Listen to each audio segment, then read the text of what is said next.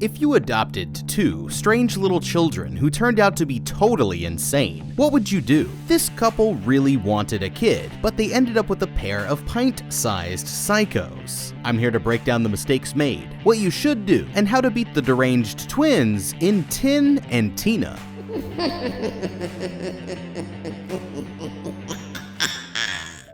These newlyweds are about to make the worst decision of their lives. This woman, Lola, and her husband, Aldolfo, have just walked through the front door of the church when suddenly the crowd goes silent. They all realize that Lola is having a medical emergency, and the couple quickly rushes to the hospital. When she finally wakes up, her husband and the nurse enter the room, but it looks like they've got some horrible news. Unfortunately, she's lost her unborn children and will never be able to have a baby again. Several months later, as she's taking some medication for depression, her husband comes along and starts pushing her to feel better. Something about the house makes her uneasy, but he insists that they can have a good life there, saying that they should go to a nearby convent and adopt some kids instead. Lola rejects the idea, and he storms out of the door on his way to work, leaving her alone in the empty house. Finally caving to the pressure, Lola reluctantly agrees to visit the orphanage, and the two of them are escorted around the property by this barefooted nun, Madre Asuncion. While Aldolfo and the nun are sorting out the details, they notice that Lola has disappeared. They find her in the chapel listening to someone playing the organ, and the nun points out that it's actually a pair of 7-year-old twins named Tin and Tina who've been living at the convent for their entire lives. Although Aldolfo says he's already chosen which kids they're going to adopt, Lola insists on meeting them, but that was her biggest mistake. The children come down from the balcony and greet the couple with bizarre smiles, seeming polite, but at the same time, extremely strange. Now, before we get too far here, we wanted to quickly check in with some of our friends all throughout the How to Beat video. If you want to look like the cool protagonist from your favorite horror movie, we suggest the official uniform of How to Beat video employees. These are the only shirts in the market specifically designed for signaling to the world you give great movie recommendations and are tailor-made for fending off the following: serial killers, axe murderers, werewolves, death games of all shapes and sizes, fast zombies, slow zombies, medium fast zombies, sexy vampires, ugly vampires, giant spiders, goblins, ghouls, ghosts, and gremlins. Aside from their unique defensive properties, they also just look really cool. So whether you're a video store employee or just someone who wants the world to know you're having a damn good day, head on over to the link in the description and order your apparel today. Suddenly, lightning strikes outside, and the kids rush towards Lola, grabbing onto her coat and shouting that it's the wrath of God. Aldolfo says it's time for them to go, but Lola feels guilty leaving the children behind, and after arguing with her husband that these kids deserve love too, they decide to take Tin and Tina home.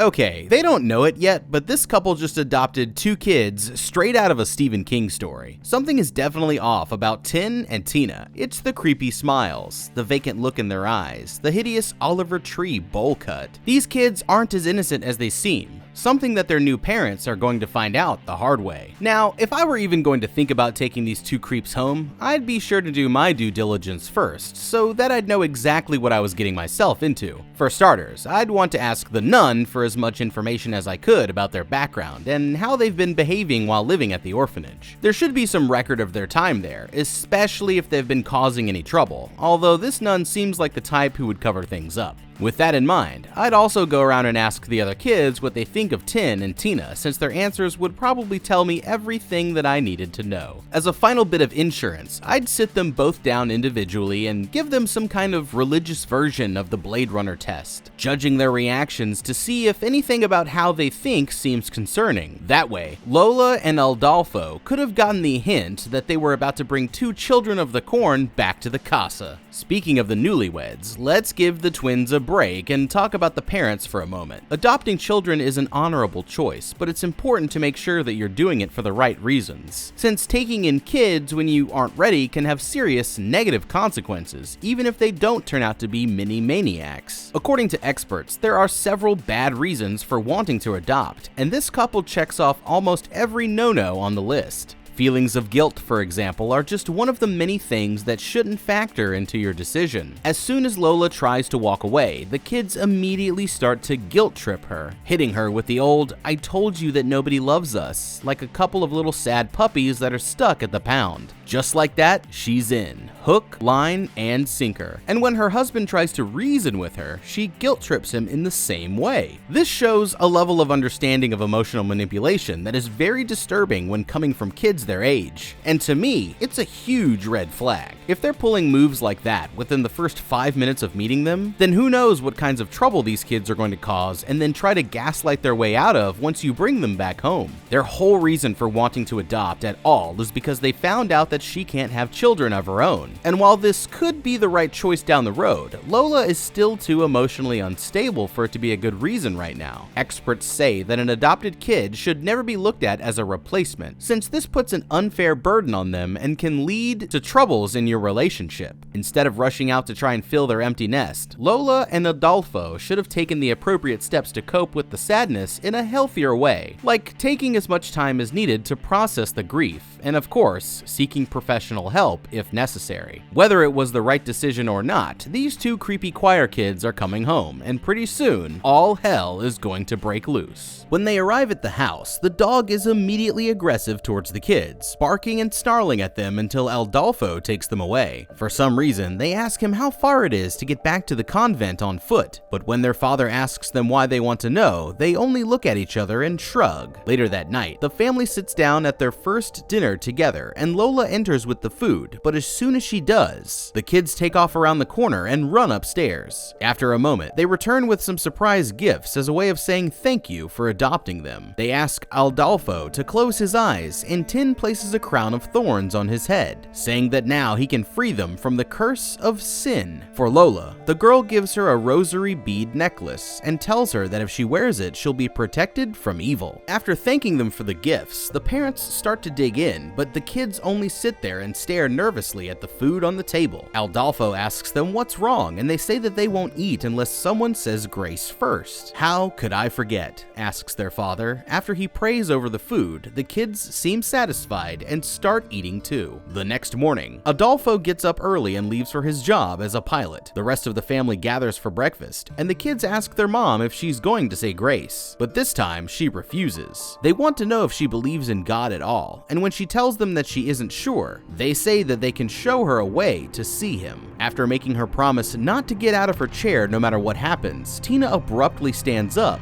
and wraps a plastic bag around her brother's head, holding it tight and suffocating him. Just when it looks like he's about to pass out, the girl removes the bag, and Tin says that while he was in there, he asked God for a miracle for their mom. While Lola sits there speechless, the kids start having a food fight, causing her to smile and apparently forget about the strange behavior that she's just seen.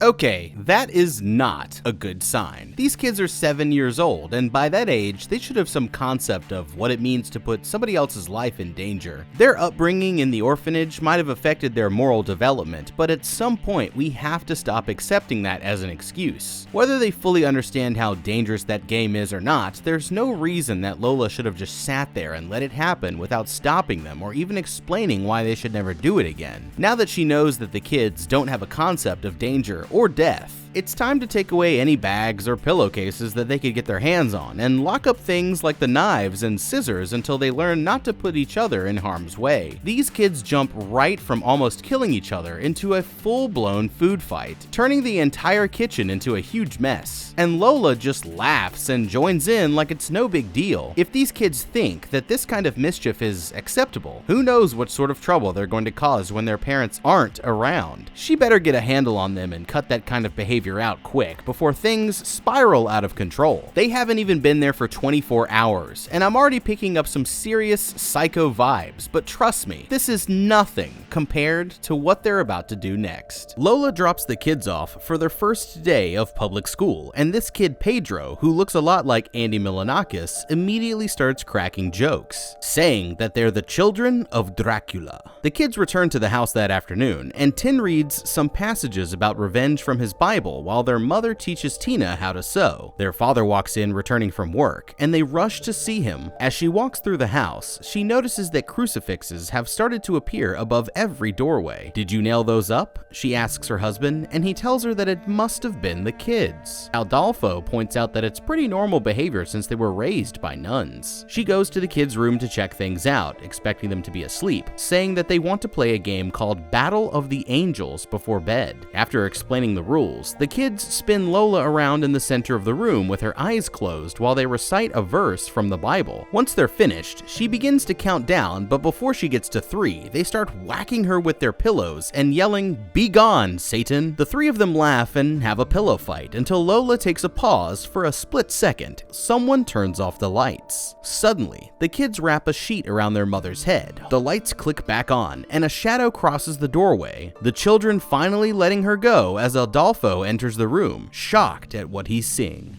Okay, these little maniacs have officially crossed the line. It's time for some serious consequences. Lola here is at least twice their size, which means that she should be more than capable of body slamming them through the floor if her life depends on it. And right now, they're trying their hardest to kill her. This is why it was such a big mistake not to tell them no more strangling games the first time that they did it. Lola should have sensed this coming from these creeps the minute that she saw them, like anybody else with a functioning brain would have. But if you can believe it, things are actually going to get worse before these parents decide to do something, and these so-called strange behaviors are about to turn deadly. Lola sits on the edge of her bed collecting her thoughts, and Adolfo calls the kids into the room to apologize for what they've done. They insist that they need to be punished like they would have been at the convent, but she tells them that it's alright. Just then, the dog starts to go crazy and bites her to get away from the children, leaving a nasty wound on her arm. The next day at school, Tin and Tina are playing on the swings when Pedro and his gang show up and start bullying them. He mocks them for the way they look and laughs as the kids scare Tin by pushing him higher and higher. They make it home and sit down to watch a movie about Dracula while Adolfo and Lola go upstairs for some adult time. Once they're sure that their parents are thoroughly distracted, Tina sneaks into their room and grabs a bottle of sleeping medicine from the nightstand. Outside, the kids nervously approach the dog, emptying the medicine into the bowl of food and pushing it over to him. In a moment, the pooch is fast asleep, and they drag him to the living room to start the next part of their demented plan. Tina hands her brother a huge knife and a pizza cutter, and after she comes back with a bucket, he raises the blade high above his head, driving it down with a sickening thud. The kids laugh together, cutting out its heart and placing it in the bucket, being cleansed of sin. Tin places the heart back inside, and Tina does her best to sew up the wound before they both sit down to watch some TV while they wait for their parents to wake up. In the morning, Lola finds the kids standing at the foot of the bed watching them sleep, their clothes covered in blood. "Cookie's not waking up," they say, and the couple goes to find out what they mean. When they come to the living room, neither of them can believe what they see. The kids saying that they wanted to cleanse his soul after he sinned by biting their mom, while Lola screams with grief at the loss of her beloved friend.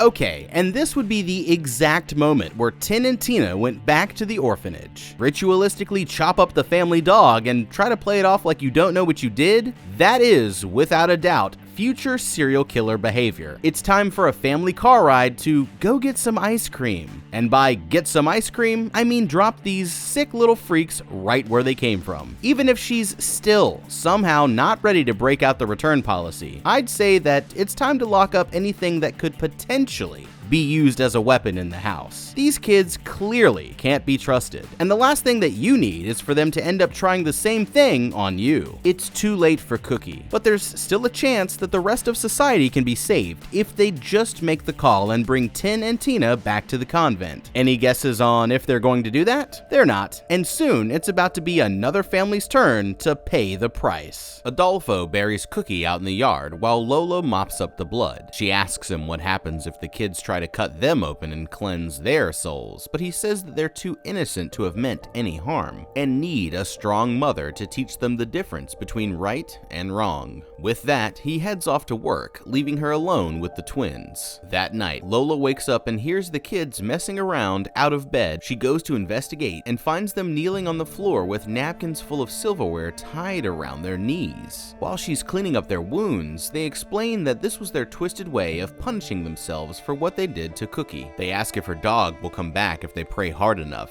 and say that one day she'll believe too. The next day, Adolfo arrives back from work and gives the kids some toy spinning plates with a cassette tape to go along with them as a Christmas present. Tina helps her mom in the kitchen while the two boys sit on the couch watching TV. Lola asks her to put some sugar on the cake, but quickly runs over to stop her when the girl almost uses bug poison instead. With the cooking finished, Lola comes to take a seat on the couch but suddenly collapses to the floor. Her husband rushing over to see what's wrong. They rush her to the hospital, and after a while, the nurse enters with some shocking news. She's pregnant. That's impossible, she responds, but the nurse tells her to consider it a miracle, and the kids give her a big, creepy smile. Back at the house, the kids show Lola their spinning plate routine before getting ready for bed. They ask her if she believes in God now, since Tin's request for a miracle came true, but she argues that there are no such things as miracles. And while she listens to them talk, Lola accidentally pricks her finger with a sewing needle, drawing a drop of blood. The next day, the kids and the rest of their class walk to the local church, preparing to receive their first communion. Pedro here hangs back to bully them once again, and Tina reassures her brother that God will bring the boy to justice. At church, the class forms a choir, but Tin, Tina, and Pedro are noticeably absent from the group. Lola looks around for her kids when she notices another woman behaving strangely, quickly grabbing her things and rushing outside. As the singing stops, the priest reveals that Tin and Tina have been upstairs playing the organ, and Lola breathes a sigh of relief. The priest gives each kid their piece of communion bread, making his way down the line until he gets to the twins. Suddenly, the church doors swing open, and a badly injured Pedro stumbles inside before collapsing to the floor. Later that night, Lola asks the kids if that was the boy who bullies them at school. The kids insist that she doesn't have to worry, and she sends them off to bed. A few days later, Lola receives a phone call from the boy's mother saying that he's in a coma. Several kids from the class saw him hanging back with Tin and Tina, and although the official story is that he slipped and fell on the rocks, she has a strange feeling that that isn't what really happened. The woman starts to cry and hangs up the phone, leaving Lola to wonder about the truth herself.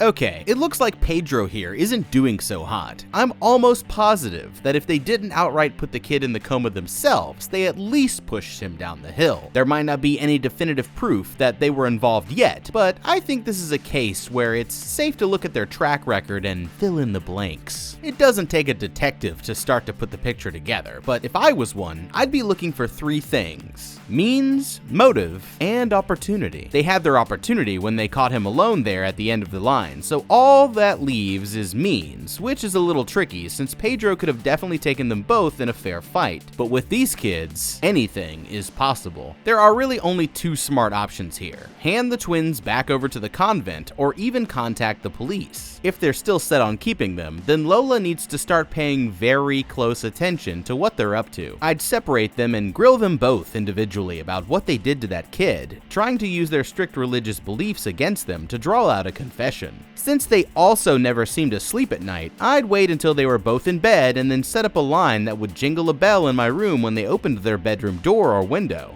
That way, I'd have a heads up if they decided to try anything funny. The red flags are still piling up, but Tin and Tina's reign of terror is far from over. Determined to get some answers, Lola takes a solo trip back to the convent to speak to the nun who raised them. When she asks if Tin and Tina ever got involved in any trouble with the other kids, the nun nun strongly denies that they would do anything wrong, instead suggesting that Lola is the problem herself. That night, Lola goes to the kids' room and looks through their Bible, where she finds something shocking. Hidden between the pages are two graphic drawings, one of the kids killing the dog and the other of them hitting their classmate with stones. Horrified, she takes the drawings and leaves the room. As she goes, Tina's eyes crack open. Adolfo comes in late from work and starts to head upstairs, but Lola has been waiting for him. She tells him to come and talk to her for a moment, explaining what happened to the bully from Tin and Tina's class and showing him the strange drawings. Lola wants to contact the police, but Adolfo rips up the papers and throws them on the floor, storming upstairs to go to bed. In the morning, Tin and Tina are shocked when they realize that their Bible is gone. They run around the house, seeing that their crucifixes are all missing too, and find their mother locking their things in a big chest. She tells them that if they ever open it again, then she'll take them back to the orphanage with no second chances, and the kids nervously agree to respect her decision. The next day, Lola wakes up and finds the kids playing with their dad in the kitchen, but they all look at her like something's wrong. Pieces of her hair have started falling out in big clumps. Adolfo tells her that this is normal for some pregnant women, but she insists that it's the kids punishing her for taking away their things. Furious, he storms out of the bathroom, slamming the door behind him, and Lola has to bite her hand to stop herself from screaming. The kids sit down in front of the TV while Lola watches them from the next room. She goes to the phone and calls Pedro's mother to ask how he's doing, but the woman says that her son died 3 days ago and abruptly hangs up. Adolfo passes by on his way to work and she begs him not to go, but he tells her to get some rest for the baby's sake and promises to be back in the morning when she wakes up. As he's leaving, the kids ask why their mother doesn't love them anymore, and he replies that tomorrow they should do something nice to make her feel better before grabbing his things and heading out the door. Morning comes, and the kids get to work. Tina pours her mother a glass of milk, sprinkling in white powder that could be sugar or could be poison. Meanwhile, Lola wakes up only to realize that she's been restrained to the bed. The girl enters the room with the glass of milk and tries to force her to drink, while Tin puts on a bizarre performance with his mother's prosthetic leg. She holds her mouth firmly closed, so Tin starts to tickle her foot, but it's still not working. "I guess we'll have to find another way," says Tina. And Tin rushes out of the room, returning with a medical syringe and filling it with the milk. He holds the needle above her stomach, and just as he's about to press it in, Lola finally manages to break free, hopping her way to the kitchen where she grabs a knife and shouts at the kids to stay back. During the chaos, Adolfo returns, where he stares at his wife in disbelief. But before things can escalate any further, her water breaks and they rush her to the hospital.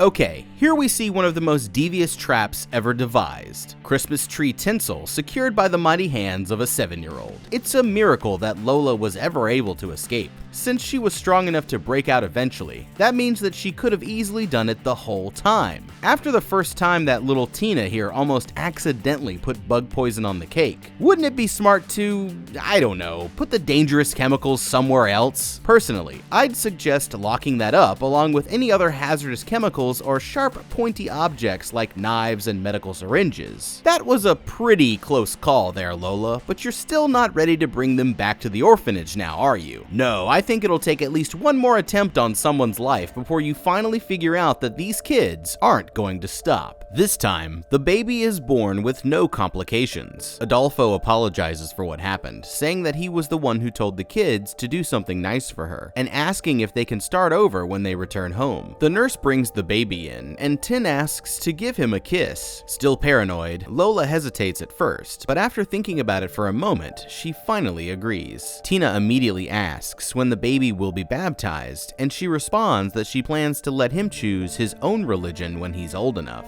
This freaks the kids out, since they believe that children who aren't baptized don't go to heaven. The father calls it to a vote, and they decide 3-1 to baptize the baby, but she still says no, the child letting out a little fart that breaks the tension and gives everyone a good laugh. Sometime later, Adolfo climbs the roof and sets himself up with a TV to watch outside while the kids play in the pool. Lola brings him another beer, and while she's distracted, the kids sneak into the kitchen, stealing all of the eggs from the fridge. While their mother heads to the chicken coop to get some more, they run inside and Tin breaks open the chest to get their Bible while Tina goes to get their baby brother. It's time for the baptism. They sneak out to the pool right behind their father's back, Tin dangling the baby over the water by his feet while Tina recites from the book. "Now," she says, and he dunks the boy in, holding his head underwater for a dangerously long time. Just then, their mother returns to the yard and notices the little baby foot in Tin's hand. Furious, she rushes over and grabs the boy, patting him hard on the back just in time to save his life. With the baby in her arms, she turns around and slaps the hell out of both of the little freaks, screaming at her husband for not paying closer attention to what they were doing. That same afternoon, the couple returns to the orphanage and drops the kids back where they came from, driving away without ever looking back. Okay, there's someone in the picture here who's been getting away unscrutinized for way too long. I'm looking at you, Adolfo. If Lola's not going to say it, then I will. You're a bad dad, and you have seriously f***ed up. Adolfo, my guy, I get it. Nothing comes between a man and his game. Lola can't be watching them 24/7, cooking your dinner and doing your beer runs all at the same time. The least you could do is take an occasional break from your day drinking to make sure that the twins aren't drowning the damn baby. Everything bad that's happened since these kids got loose, that's all on you. This whole thing was your idea, remember? Lola didn't even want to go to the orphanage, but you had your little temper tantrum, slammed the front door, made the poor lady feel bad when she was already going through it, and so you got what you wanted. Congratulations. All you had to do was make sure that they didn't turn into disturbed little maniacs, but here we are. Your wife lost her dog, an innocent woman lost her kid, and now you almost lost your son. You're not exactly father of the year material there, bud, and I think it's fair to say, Adolfo, you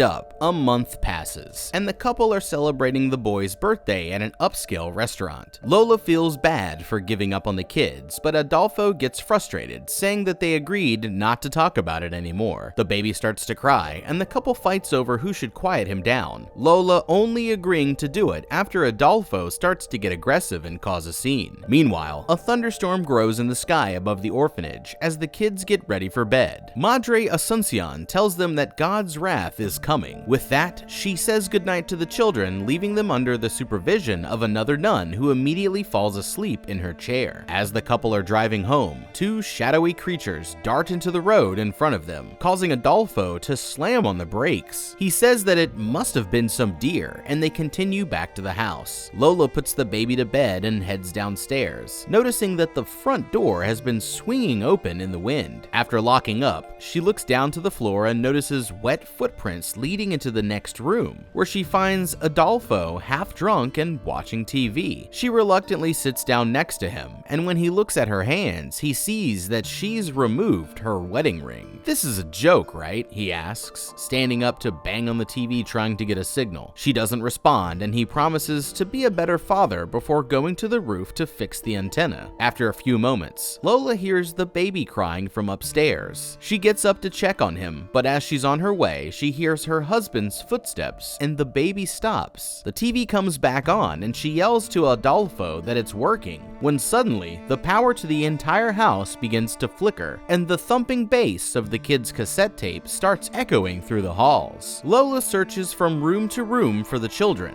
finally finding the cassette in the tape player with no one else in sight as she turns it off, and that's when the entire house goes black. She tries the breaker, but it won't work, and when she yells to her husband, he doesn't respond. Grabbing a flashlight, she makes her way back to the front room and out into the rainy garden. After a moment, she hears the sounds of her husband screaming and turns to see him on the roof engulfed in flames. Panicking, she rushes inside, but when she gets to the stairs, she hears a crash from behind her. She sees Adolfo crawling towards the door completely covered in fire. She desperately tries to find a blanket to put him out, but he staggers inside, crashing into the liquor cart and causing the entire room to erupt in flames. Unable to believe what she's seeing, Lola hurries around to the other doorway, but it's too late. There's no way for Adolfo to survive, and the house is going to burn down.